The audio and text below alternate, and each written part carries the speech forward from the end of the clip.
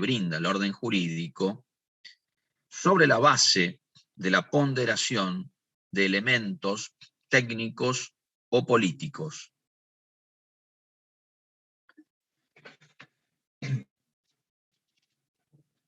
Aclaro al respecto que es muy difícil que ustedes encuentren en la realidad una actividad puramente reglada o una actividad administrativa puramente discrecional. Por lo general, la actividad administrativa se caracteriza por poseer algunos elementos reglados y otros discrecionales.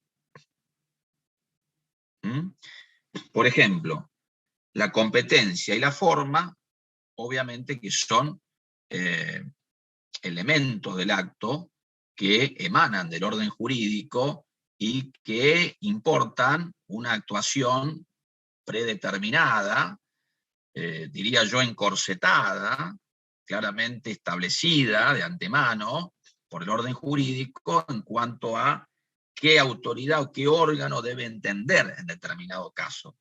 No hay allí margen de apreciación en cabeza de la administración. Debe intervenir X autoridad, Z o la que fuere, según establezca el orden jurídico. Bien, en cuanto a la competencia. Lo mismo con respecto a la forma. El orden jurídico preestablece con claridad y predetermina cómo habrá de ponerse de manifiesto el obrar de la administración, cómo habrá de exteriorizarse. A eso alude la forma. Alude al ropaje jurídico del acto. Entonces, el orden jurídico habitualmente establece la escrituralidad como forma de la manifestación de la actividad administrativa. Entonces no tiene margen de apreciación la administración, salvo que expresamente el orden jurídico admita la posibilidad de que se emplee una u otra forma determinada. Podría llegar a pasar. Podría llegar a pasar. Bueno, pero decíamos, la actividad administrativa se caracteriza por hallarse imbuida,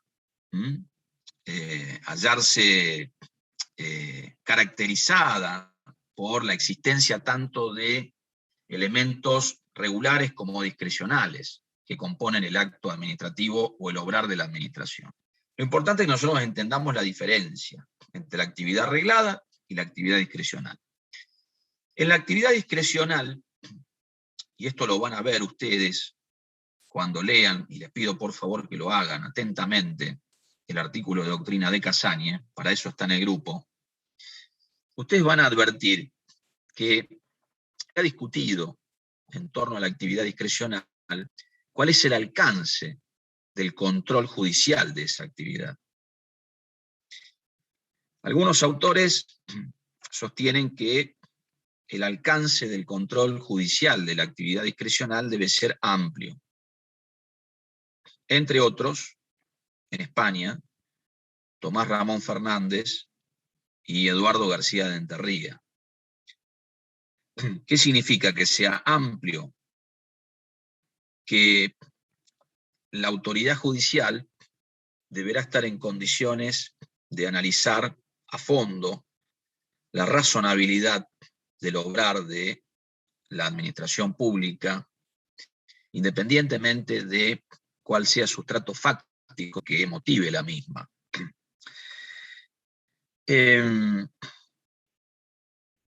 Hay otros autores que consideran que el alcance de ese control judicial de la actividad discrecional es un tanto más restringido y solamente debe limitarse a el análisis del seguimiento, del cumplimiento de aquellos aspectos que verdaderamente surgen a todas luces del orden jurídico. Me estoy refiriendo puntualmente a que no existe arbitrariedad. Y alguien me podrá decir, bueno, doctor, está bien, pero en definitiva, si no existe arbitrariedad y el órgano judicial puede hacer ese análisis en cuanto a la existencia o no de arbitrariedad, en definitiva estamos aludiendo a un control de razonabilidad. Sí, es correcto, es correcto. Por eso digo que es un tema mucho más profundo.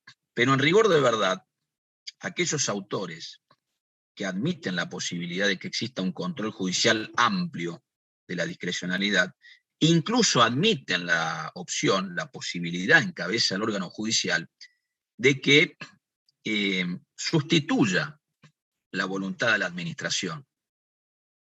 No solamente que determine si hubo obrar arbitrario o razonable en el caso concreto, sino que además de establecer eso, incluso pueda ordenar una determinada conducta a la administración en sustitución de aquella que la autoridad que resolvió el caso entendió que era conveniente adoptar.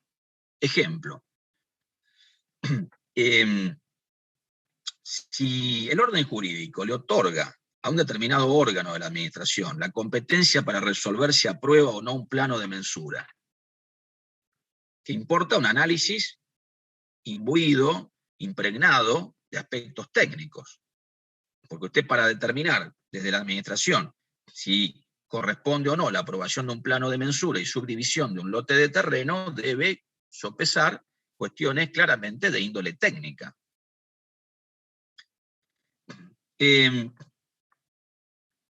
La actividad de la administración con respecto a esto, ¿sería susceptible de control judicial?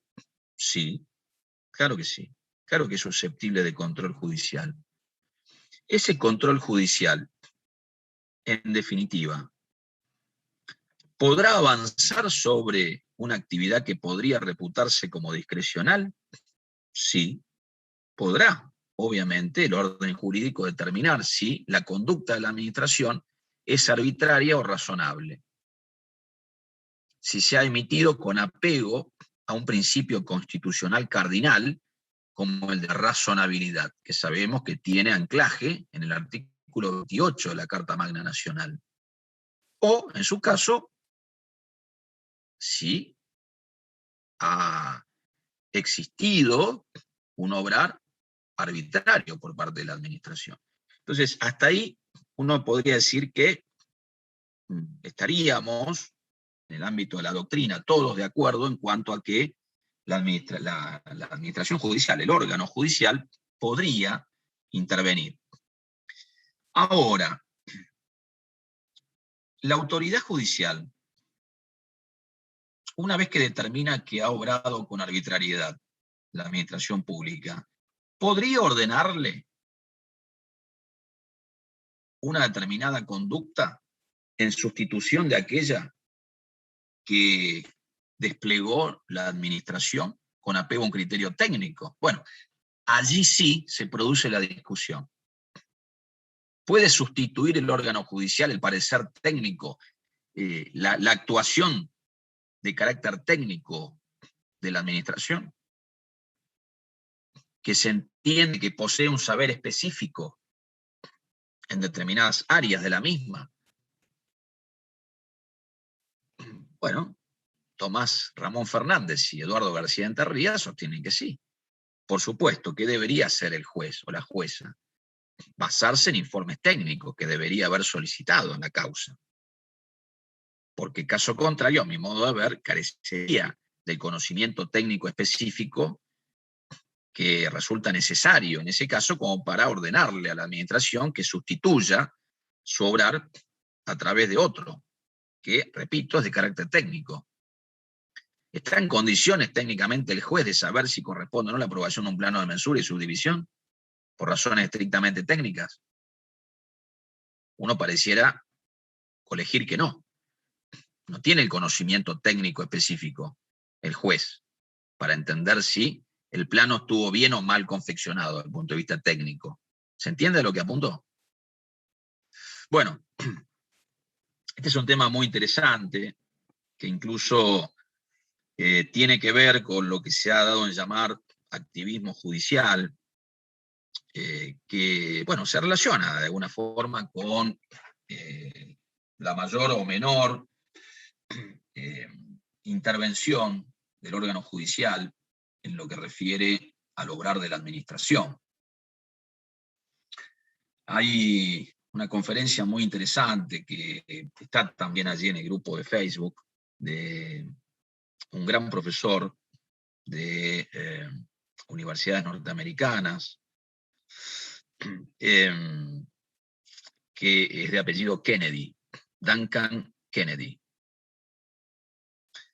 Este profesor analiza en esa conferencia, que ustedes la tienen a disposición, allí en el grupo, algunos aspectos vinculados con la llamada, o con el llamado activismo judicial. Este es un autor muy interesante, tiene un pensamiento progresista, que ha escrito varias obras, por ejemplo, una de ellas es La enseñanza del derecho como forma de acción política. Bueno, es un autor que realmente vale la pena leer y escuchar.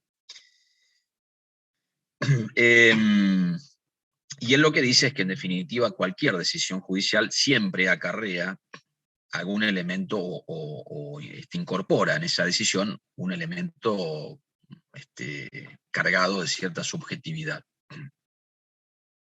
El tema es hasta dónde puede llegar el obrar de la justicia con sustento en un obrar que sabemos que siempre tiene algún elemento subjetivo, ¿no? Eso es lo interesante siempre en torno a esta temática. Bueno, pero por eso yo no me puedo extender en esto porque no tenemos tiempo. Es un tema muy, pero muy interesante.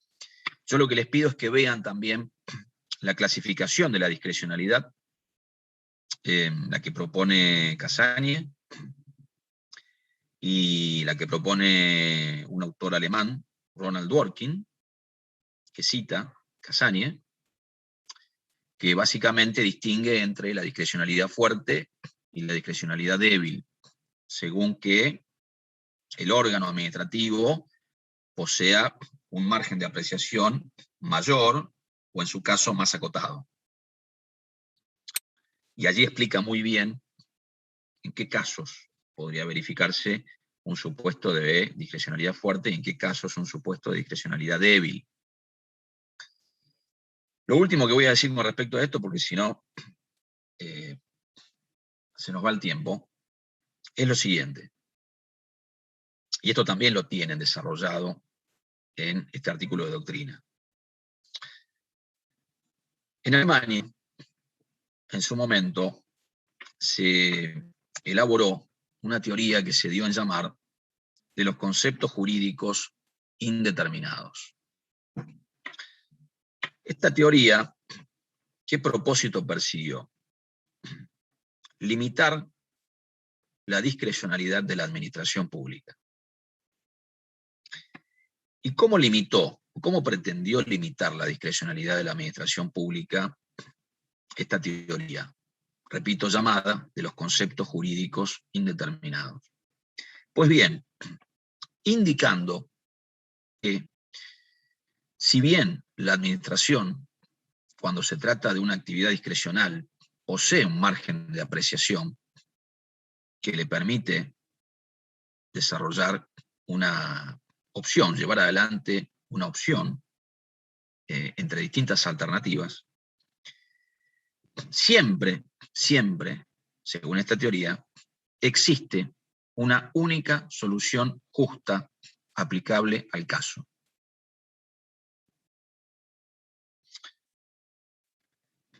Ejemplo, en el marco de una contratación administrativa, ¿tendría la autoridad competente para resolver cierto margen de discrecionalidad que ir entre una oferta u otra, según los antecedentes técnicos, económicos, entre otros? La respuesta es sí.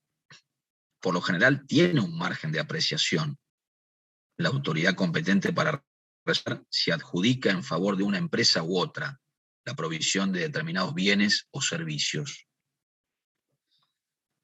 Ahora bien, según esta teoría de los conceptos jurídicos indeterminados, siempre existe una única solución justa aplicable al caso.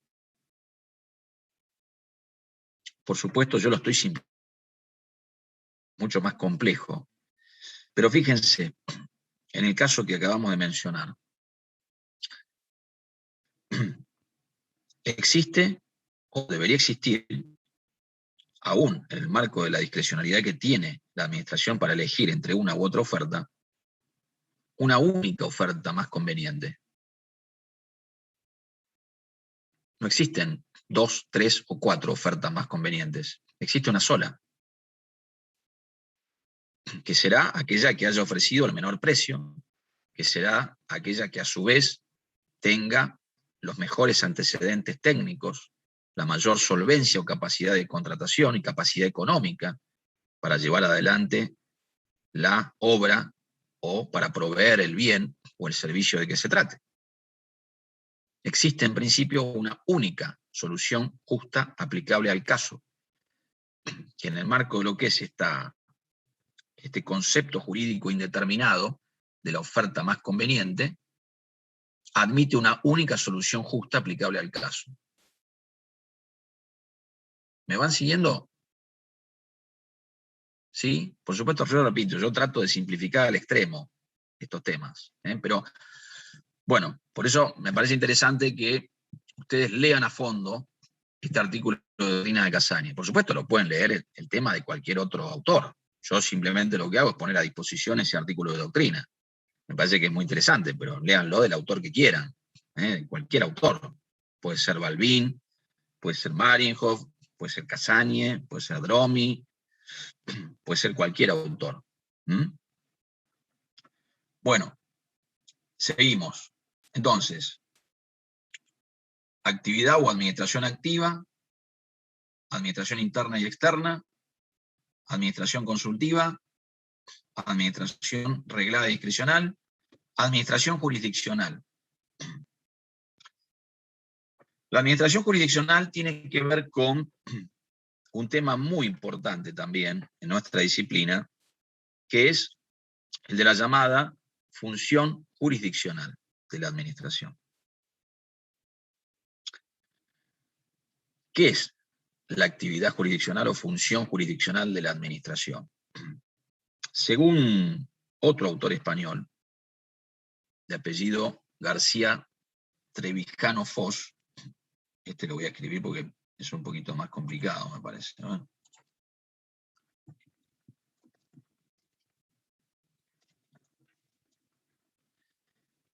García Trevijano Foz, la actividad o función jurisdiccional consiste en la potestad de componer conflictos de intereses contrapuestos.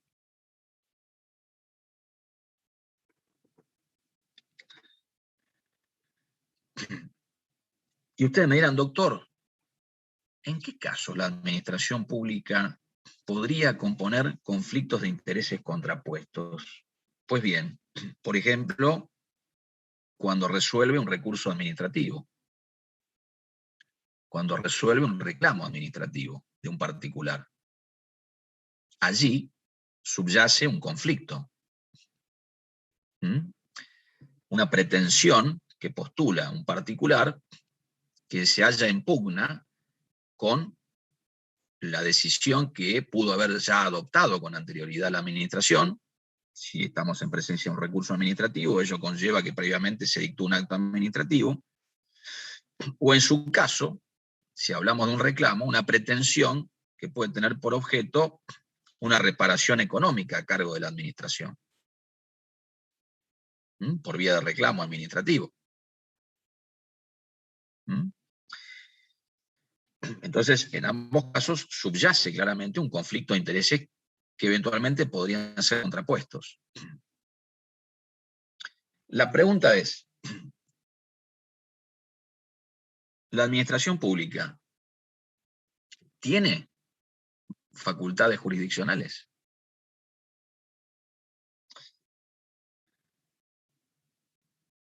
En primer lugar, yo les voy a transmitir qué es lo que ha dicho la Corte Nacional con respecto a esto. Y luego vamos a hacer alguna breve referencia a el plano doctrinario. ¿Qué dijo la Corte al respecto? La Corte se expidió allá por el año 1960 en la causa Fernández Arias, indicando que la administración pública, en el caso la Corte aludía a los llamados tribunales administrativos, la administración pública posee facultades jurisdiccionales, en el sentido que hemos indicado, pero esas facultades jurisdiccionales que podrían ser ejercidas por la administración pública siempre deben contemplar la existencia de un control judicial posterior suficiente. Esto es, ¿puede la administración ejercer la llamada función jurisdiccional o actividad jurisdiccional? Sí. La Corte dijo que sí, en Fernández Arias, 1960. Pero la Corte sujetó esa posibilidad a la existencia de un control judicial posterior suficiente. ¿Será suficiente la posibilidad de, o mejor dicho, existirá un control judicial suficiente en el caso en el que únicamente el particular pudiera interponer un recurso extraordinario contra esa decisión de la administración en ejercicio de una actividad jurisdiccional? La respuesta es no.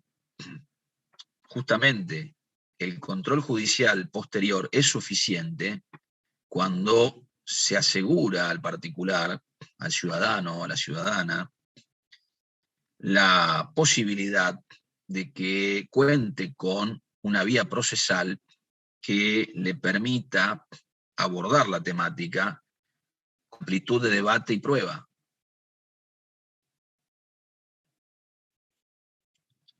Caso contrario, no será suficiente el control judicial posterior. ¿Me van siguiendo? La Corte ratificó este criterio allá por el año 2005, en la causa Ángel Estrada. En Ángel Estrada la Corte ratificó, repito, este criterio en cuanto a que debe existir un control judicial posterior suficiente, y por supuesto que también se expidió con relación al alcance de esa actividad jurisdiccional en cuanto a si un determinado ente regulador puede o no hacer lugar a un reclamo por daños y perjuicios que tuvo un usuario de un determinado servicio público. Pero bueno, eso lo vamos a ver un poquito más a fondo en otra oportunidad. Lo importante es que ustedes se queden por ahora con esto que acabamos de dar, a lo que refiere a la jurisprudencia de la Corte. En el plano doctrinario, ¿qué sucede? No todos los autores admiten la posibilidad de que la administración ejerza actividad jurisdiccional. La mayoría de la doctrina admite esta posibilidad, con sustento fundamentalmente en lo que dijera la Corte, pero en definitiva admite esta posibilidad. Pero hay otro sector, minoritario, pero sector al fin, que niega la posibilidad de que la administración ejerza actividad jurisdiccional. En este último sector podemos ubicar al profesor Agustín Gordillo. Gordilio.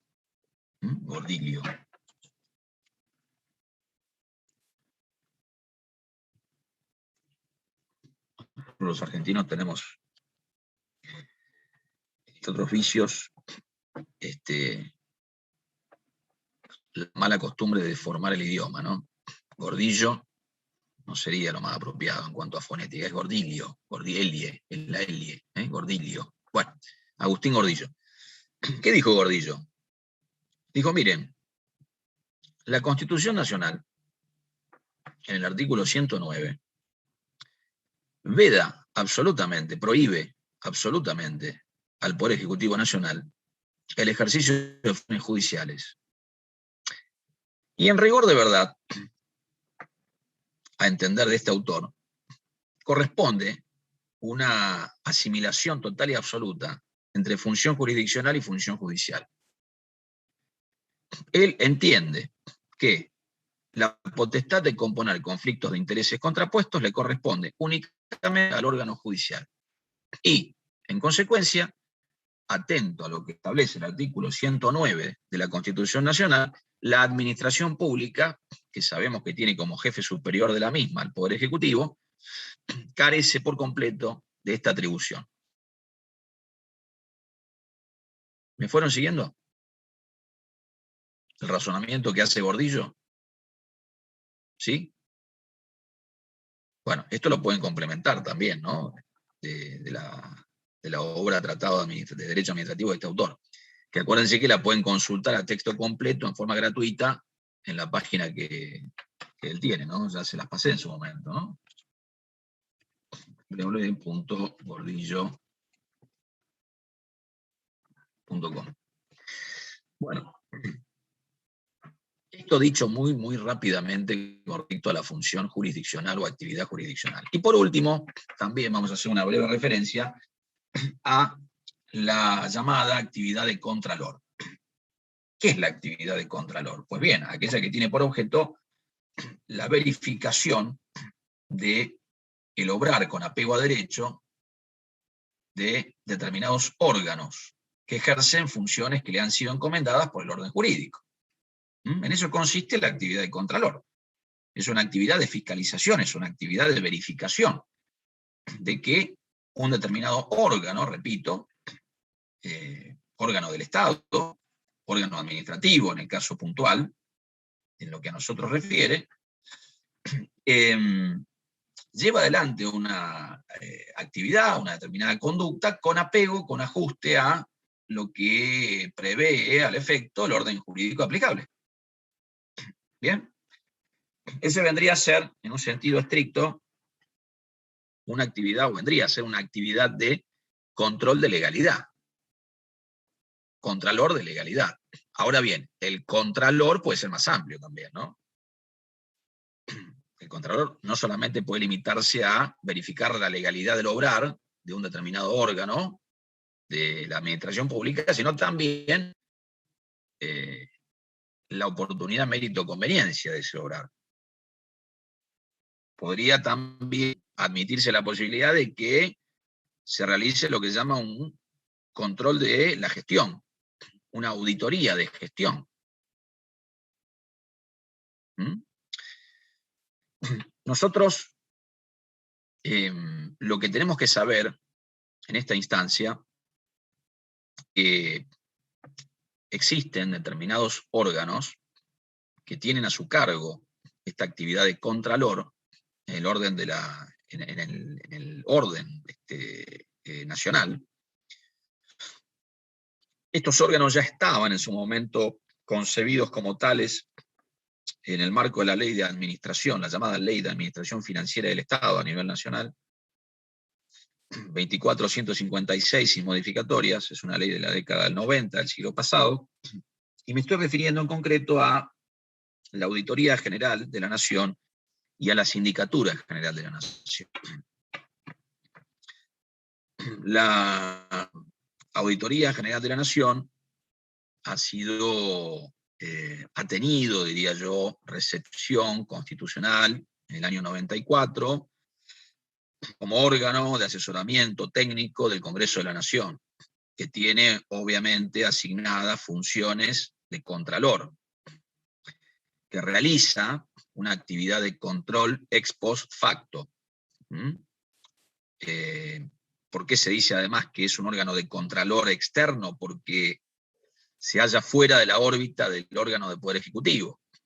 Es un órgano de asesoramiento técnico del Congreso de la Nación. Por eso, repito, se dice que la Auditoría General de la Nación lleva adelante un control o una actividad de contralor externa. Y también se indica actividad de contralor es ex post facto, en latín, o sea, una vez que ya se ha ejecutado el hecho pertinente, porque obviamente que se contempla que sea llevada adelante en esa instancia, una vez que ya se ha hecho efectivo el mandato normativo en el plano fáctico. Por eso es que se dice que ese control es ex post facto. Y la Sindicatura General de la Nación también es un órgano que lleva adelante una actividad de contralor. Esa actividad de contralor que lleva adelante es interna, a diferencia de aquella que despliega la auditoría. ¿Por qué es interna? Porque la sindicatura se halla situada orgánicamente en la esfera del órgano del Poder Ejecutivo. La Sindicatura General de la Nación está ubicada en la órbita del Poder Ejecutivo Nacional. Por eso es que se dice que lleva adelante una actividad de contralor interna. Y, al igual que lo que acontece con la Auditoría General de la Nación, su actividad también se desarrolla a posteriori de la ejecución de los actos pertinentes por parte de los órganos administrativos. O sea, es una actividad de contralor ex post facto.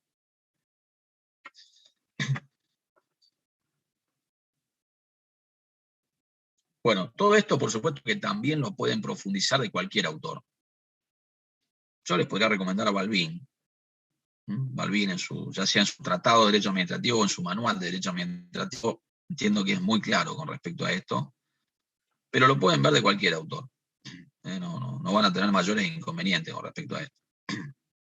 Bueno, incluso en cuanto a la composición de la Auditoría General de la Nación, la Sindicatura General de la Nación, pero bueno, eso lo vamos a profundizar un poquito más adelante.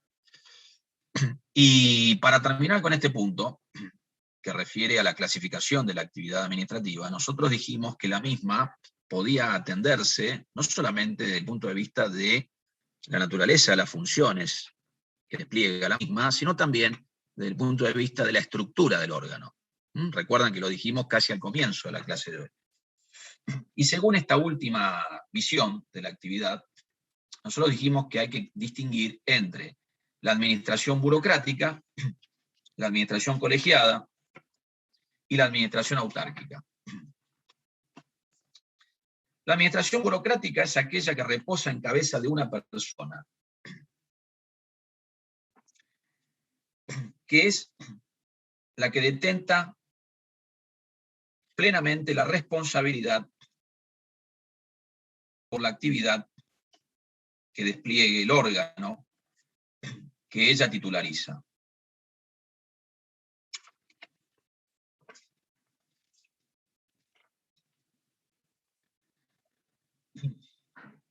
En tanto que la administración colegiada es aquella que se caracteriza por la conformación del órgano que posee la aptitud normativa para tomar una decisión por más de una persona. Por eso se habla de administración colegiada. De collegium vendría el término. En latín, ¿no? Que alude a el órgano que está compuesto por más de una persona. En rigor de verdad, se entiende que ese colegio, ese collegium, está integrado en principio por al menos 3 personas. Esas personas que conforman el órgano colegiado, ¿se hallarán o no en un pie de igualdad? La respuesta es sí. Esas personas se hallan en un pie de igualdad desde el punto de vista jurídico. En principio, por supuesto que habrá que estar a lo que prevea cada uno de los estatutos jurídicos aplicables al órgano colegiado, ¿no? Puede que se contemple que el presidente de ese órgano colegiado o la presidenta de ese órgano colegiado posea determinadas facultades privativas en caso de empate. Podría ser. Pero en principio, por regla general, todos los integrantes de ese órgano colegiado se hallan jurídicamente en un pie de igualdad.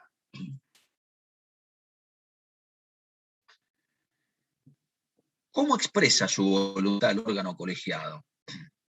Pues bien, a través de la actividad de deliberación que en forma normal y habitual lleva adelante, actividad que culmina también en forma normal y habitual con una votación. Entonces, el órgano colegiado practica, lleva adelante la llamada deliberación. La deliberación, en definitiva, alude al intercambio de opiniones, a la expresión o exposición de ideas con relación a un determinado tema por parte de los integrantes de ese órgano colegiado. Eso sería, a grandes rasgos y en términos simples, la deliberación que debería existir en el seno de un órgano colegiado al momento del tratamiento y el abordaje de un determinado tema, y a posteriori de ello, la votación con respecto